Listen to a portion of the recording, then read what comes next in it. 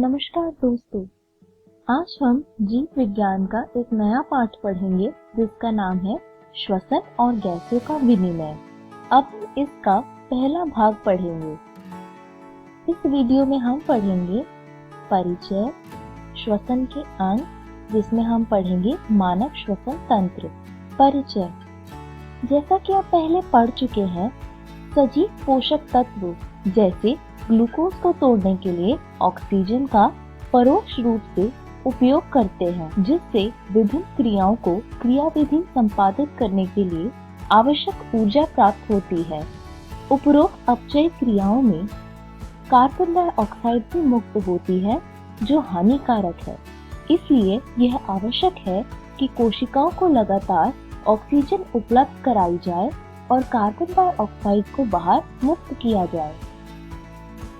वायुमंडलीय ऑक्सीजन और कोशिकाओं में उत्पन्न कार्बन डाइऑक्साइड का आदान प्रदान यानी विनिमय की इस प्रक्रिया को श्वासन यानी ब्रीदिंग, सामान्यता श्वसन यानी रेस्पिरेशन कहते हैं। अपने हाथों को अपने सीने पर रखिए। आप सीने को ऊपर नीचे होते हुए अनुभव कर सकते हैं।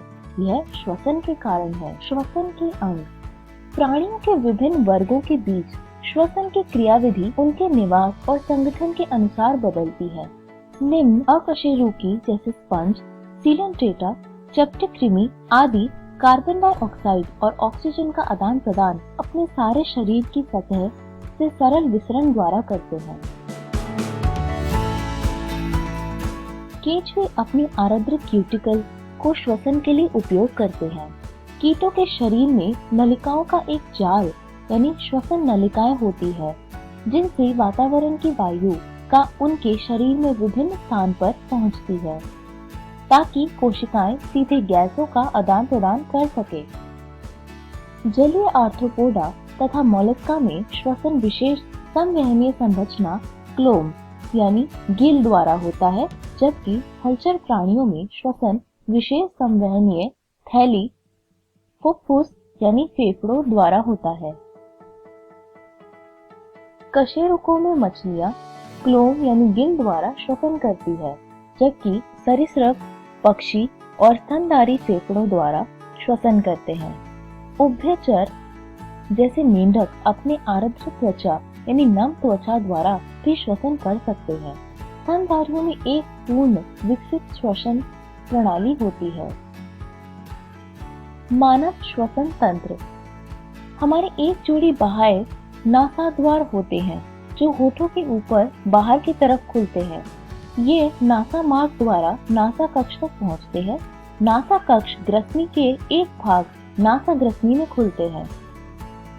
ग्रसनी आहार और वायु दोनों के लिए उभयनिष्ठ मार्ग है। नासा ग्रसनी कंठ क्षेत्र स्थित गांठी द्वारा श्वास नली में खुलती है। कंठ एक उपास्थीमयी पेटिका है जो ध्वनि उत्पादन में सहायता करती है, इसलिए इसे ध्वनि पेटिका भी कहा जाता है।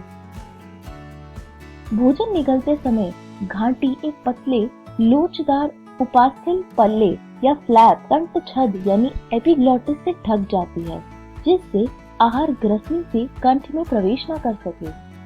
श्वासनाल एक सीधी नलिका है जो वृक्ष गुहा के मध्य तक पांचवी वक्षीय कशेरुकी तक जाकर दाईं और बाईं दो प्राथमिक श्वसनियों में विभाजित हो जाती है।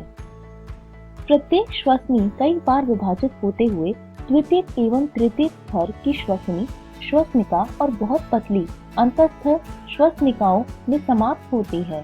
श्वासनाली प्राथमिक, द्वितीयक एवं तृतीयक श्वसनी तथा प्रारंभिक श्वसनिकाएं अपूर्ण उपास्थल वलयों से आलंबित होती हैं। प्रत्येक अंतस्थीय श्वसनिका बहुत सारी पतली अनियमित भीति युक्त वाहिकीय थैली जैसे संरचना कुपिकाओं में खुलती है, जिसे वायु कुपिका कहते हैं। श्वसनी श्वसनिकाओं और कुपिकाओं में शाखित जाल फेफड़ों यानी लंग्स की रचना करते हैं। हमारे दो फेफड़े हैं, एक द्वितीयक फुफ्फुसावरण यानी प्लूरस से ढके रहते हैं और जिनके बीच फुफ्फुसावरणी द्रव भरा होता है। ये फेफड़े की सतह पर घर्षण काम करता है। बाहरी फुफ्फुसावरणी झिल्ली वक्षीय पर्त के निकट संपर्क में रहती है, जबकि आंतरिक फुफ्फुसावरणी झिल्ली फेफड़े की सतह के संपर्क में होती है। बाह्य नासारंध्र से अंतस्थ श्वसनिकाओं एक का भाग चालन भाग, जबकि कुपिकाएं एवं उनकी नलिकाएं श्वसन तंत्र का श्वसन या विनिमय भाग गठित करती है। चालन भाग वायुमंडलीय वायु को कुपिकाओं संचारित करता है, इसे बाहरी कणों से मुक्त करता है, आर्द्र करता है तथा वायु को शरीर के तापक्रम तक लाता है। विनिमय भाग, जिसे हम आदान प्रदान इकाई कहते हैं, रक्त एवं वायुमंडलीय वायु के बीच कार्बन डाइऑक्साइड तथा ऑक्सीजन का वास्तविक विसरण स्थल है। फेफड़े वक्ष गुहा में स्थित होते हैं, जो शारीरिकतः और वायुरोधी कक्ष है। वक्ष गुहा कक्ष पृष्ठ भाग में कशेरुकदंड, अधर भाग में उरोस्थि, पार्श्व में पसलियों और नीचे से गुंबदाकार डायफ्राम द्वारा बनता है। वक्ष में फेफड़ों की शारीरिक व्यवस्था ऐसी होती है कि वक्ष गुहा के आयतन में कोई भी परिवर्तन फेफड़े की गुहा में प्रतिबिंबित हो जाए।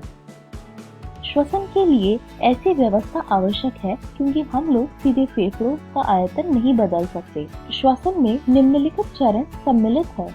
श्वसन या फुफ्फुसी संवातन, जिससे वायुमंडलीय वायु अंदर खींची जाती है और कार्बन डाइऑक्साइड से भरपूर कुपिका की वायु को बाहर मुक्त किया जाता है। अपचय क्रियाओं के लिए कोशिकाओं द्वारा ऑक्सीजन का उपयोग और उसके फलस्वरूप कार्बन डाइऑक्साइड का उत्पन्न होना। कुपिका झिल्ली के आर पार गैसों यानी ऑक्सीजन और कार्बन डाइऑक्साइड का विसरण और रुधिर द्वारा गैसों का परिवहन, जिसे अभिगमन कहते हैं। रुधिर और ऊतकों के बीच ऑक्सीजन और कार्बन डाइऑक्साइड का विसरण। इस वीडियो में हमने सीखा परिचय, श्वसन के अंग और मानव श्वसन तंत्र। अगली वीडियो में हम पढ़ेंगे श्वसन की क्रियाविधि, श्वसन संबंधी आयतन और क्षमताएं और गैसों का विनिमय। धन्यवाद।